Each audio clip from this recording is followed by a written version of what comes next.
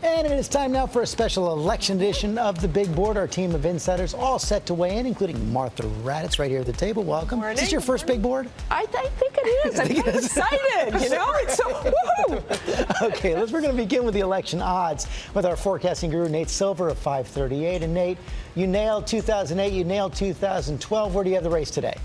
So we have Hillary Clinton getting about 300 electoral votes, have her leading by about 3 points nationally, and she's about a 2-to-1 favorite to win tomorrow in our model's view. And why is yours so much closer, Nate, than we heard from Matt Dowd and we've heard other predictions?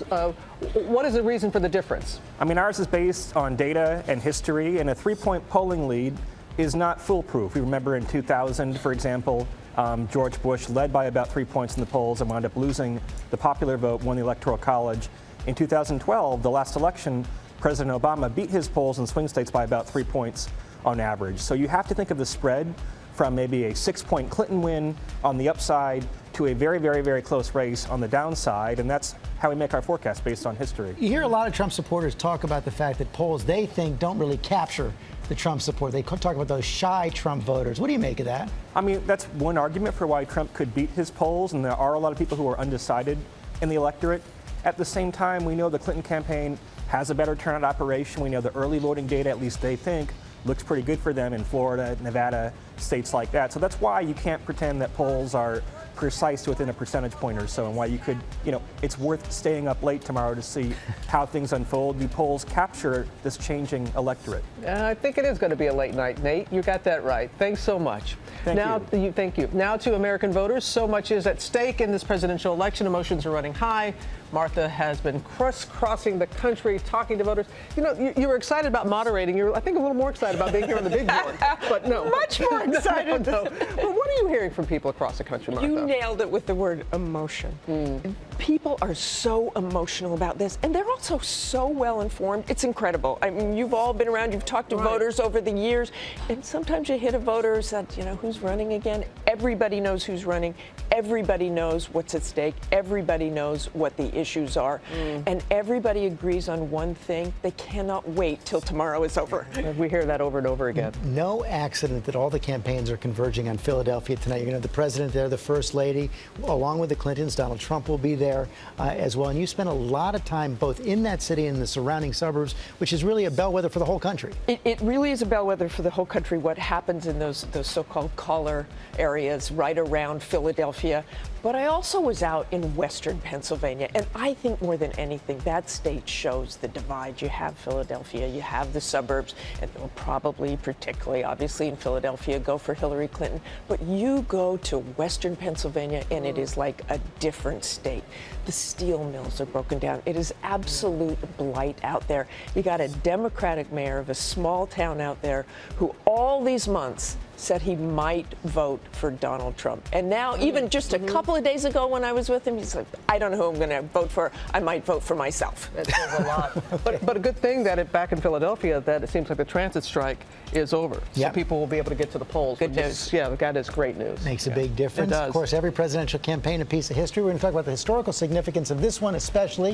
It has truly been an election like no other. We're here with Mark Updegrove, author and historian, presidential historian. Mark, thanks for joining us again. And of course, if Hillary Clinton wins, the first woman president. That's a monumental development, George. I mean, it's a monumental leap forward for women. Think about it. 100 years ago, women didn't have the right to vote in this country. They only got the right in 1920. So nearly a century later, we have the possibility of electing the first female president. Just 40 years ago, we were debating an amendment to the Constitution that would allow equal rights for women. So this is a big, big step. Additionally, you have the potential of a president living under the roof of the White House with a former president, someone who's just president 16 years ago. The closest we come to that are father-son presidents, which we get with John Quincy Adams and John Adams, his father, and George W. Bush and George H.W. Bush, his father. Just 8 years between their presidencies. And Mark, Donald Trump could make a bit of history himself, right? Well, yeah, he'd be the oldest president, Robin, at age 70. The oldest to this point has been Ronald Reagan. He was 69 when he took office, just a couple of weeks shy of his 70th birthday. Donald Trump would also be the first president without having served in the military or having been elected to a government position. He would also potentially be among the wealthiest of presidents. We don't know how wealthy because he's made history by not releasing his tax return. So we don't know the extent of his wealth. It's hard to catch George Washington, isn't it, on the wealth? It is hard to catch George Washington. Let me ask you each, leading up to, we are less than 24 hours away. We do not know the outcome. Let me start with you, Nate. What are you going to remember most about this whole process this year? I mean, I think Donald Trump winning the nomination is one of the most interesting, shocking events in American history, period. So win or lose, the electorate's a lot different, and the Republican Party's a lot different than we thought it was 4 years ago. And you, Mark? Well, I think it's the negativity, unfortunately, Robin. These candidates both have negative ratings above 50%, the first time in our history. And I think we're ready to see this election become history. And what say you, Martha? I think how wrong we were originally and how it swings back and forth all over these months. Whiplash, that's what I'll remember.